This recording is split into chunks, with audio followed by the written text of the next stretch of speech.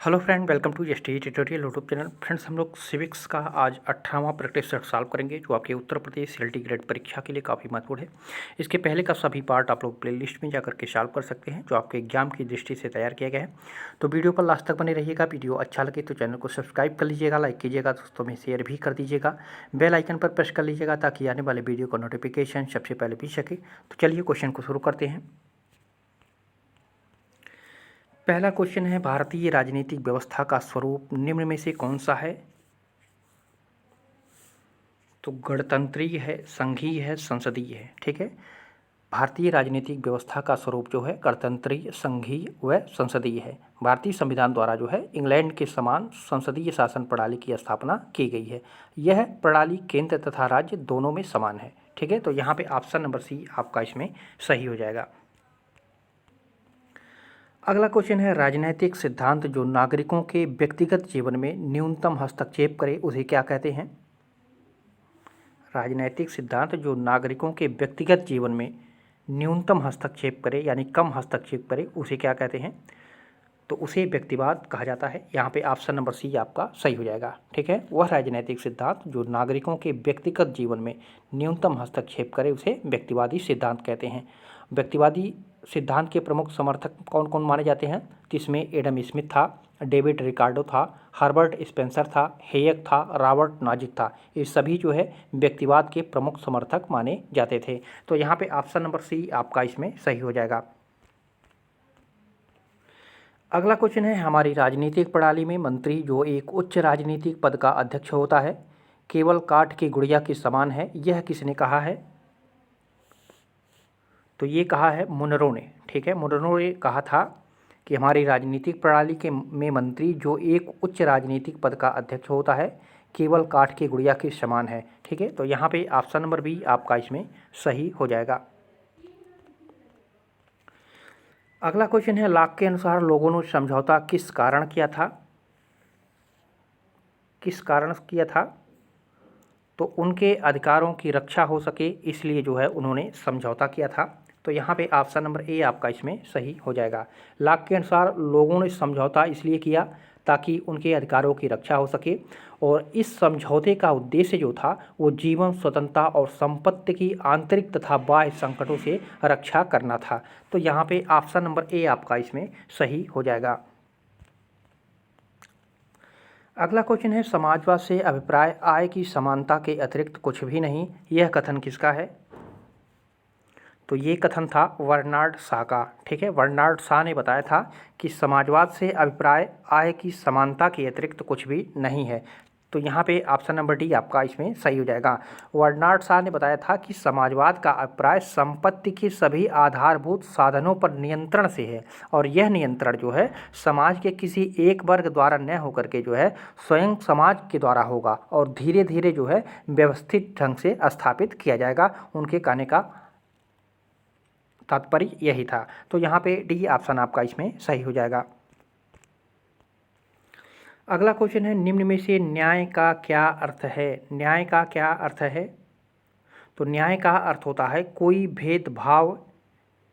भेदभावन नहीं किया जा सकता है। ठीक है, कोई भेदभाव नहीं किया जा सकता है। ऑप्शन नंबर ए सही हो जाएगा। ठीक है, सभी प्रकार के भेदभाव का अभाव, यहाँ पे समझिए आप लोग, सभी प्रकार के भेदभाव का अभाव ही न्याय कहलाता है। ठीक है, क्योंकि ऑगस्टाइन ने बताया था कि न्याय एक व्यवस्थित और अनुशासित जीवन व्यतीत करने तथा उन कर्तव्यों का पालन करने में है। ठीक है, तो भेदभाव का जिसमें अभाव रहता है वही न्याय कहलाता है। तो यहाँ पे ऑप्शन नंबर ए आपका इसमें सही हो जाएगा।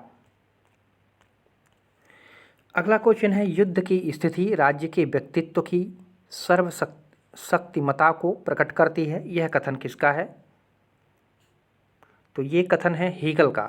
ठीक है, हीगल ने कहा था कि युद्ध की स्थिति राज्य के व्यक्तित्व की सर्वशक्तिमता को प्रकट करती है। ठीक है, और हीगल ने बताया था कि राज्य के ऊपर कोई अंतर्राष्ट्रीय या सार्वभौम सत्ता न होने के कारण जो है उनके पारस्परिक झगड़े अंततोगत्वा युद्ध द्वारा ही तय किए जाते हैं। ठीक है, तो यह वहीं से यह परिभाषा निकल करके आया था।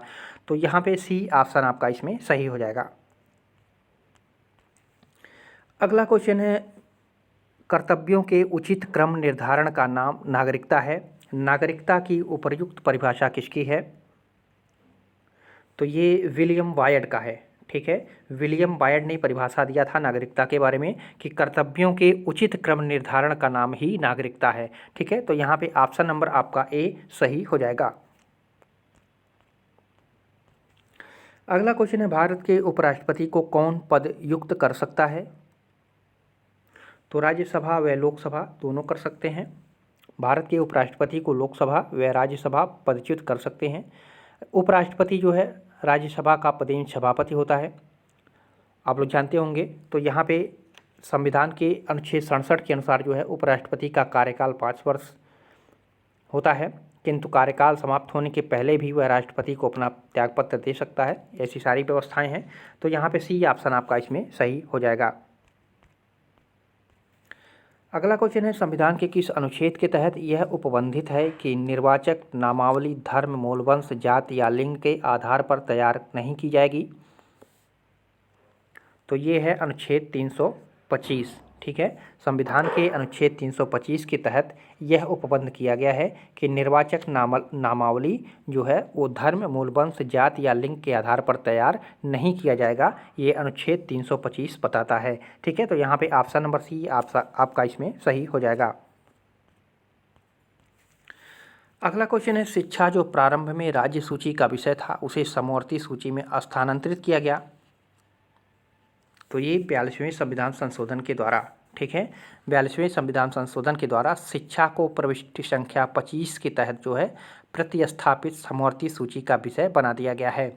और इसके पूर्व यह क्या था? यह राज्य सूची का विषय था। तो यहाँ पे ऑप्शन नंबर सी आपका इसमें सही हो जाएगा। अगला क्वेश्चन है, किसने कहा था हस्तचालित मशीन से निर्मित वस्तुओं से सामंतवादी समाज और वाष्प चालित मशीन से निर्मित वस्तुओं से पूंजीवादी समाज निर्मित होता है?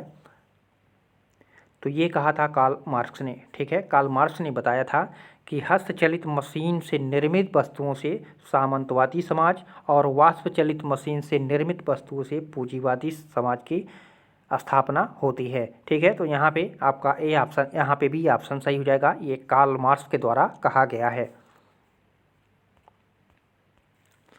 अगला क्वेश्चन है, असंलग्नता को अनैतिक कहा गया था किसके द्वारा? असंलग्नता को अनैतिक किसके द्वारा कहा गया था? तो ये कहा गया था हेनरी ट्रेमैन के द्वारा। ठीक है, हेनरी ट्रेमैन के द्वारा जो है असंलग्नता को अनैतिक कहा गया था। तो यहाँ पे सी ऑप्शन आपका सही हो जाएगा। अगला क्वेश्चन है, समाजवाद की संकल्पना किसके द्वारा क्रमबद्धता से विकसित की गई थी? तो ये कार्ल मार्क्स के द्वारा। यहाँ पे ये ऑप्शन आपका करेक्ट हो जाएगा।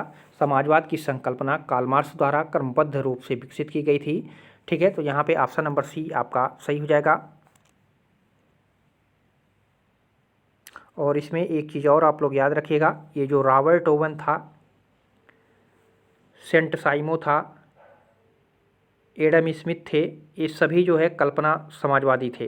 ठीक है, एडम स्मिथ जो है व्यक्तिवादी विचारक था, ये व्यक्तिवादी था। और रॉबर्ट ओवन और सेंट साइमो एक कल्पनावादी विचारक थे।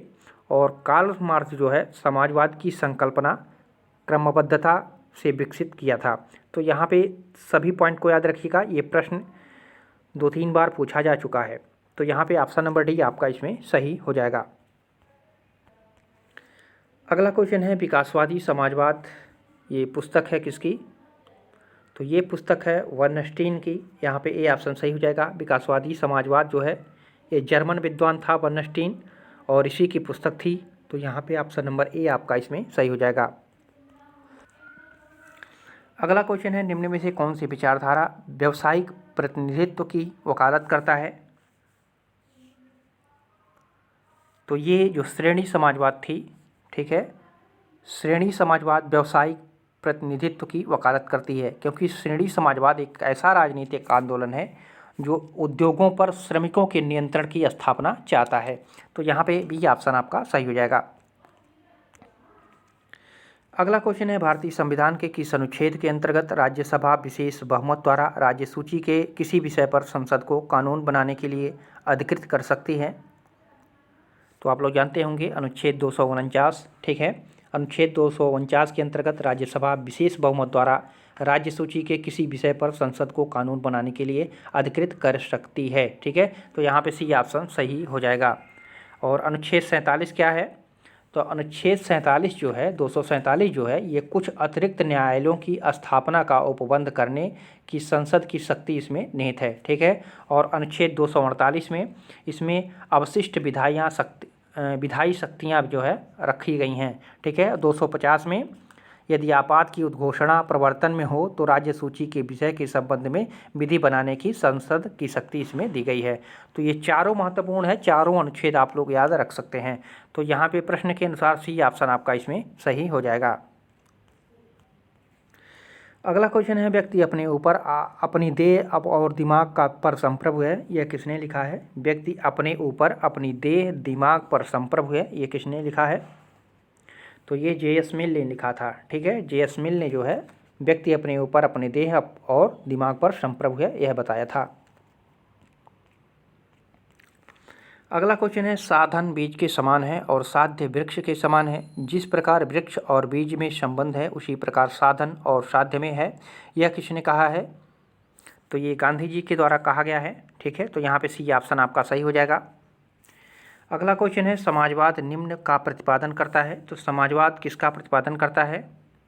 तो राज्य के द्वारा नियोजन हो, इसका जो है प्रतिपादन करता है, ठीक है।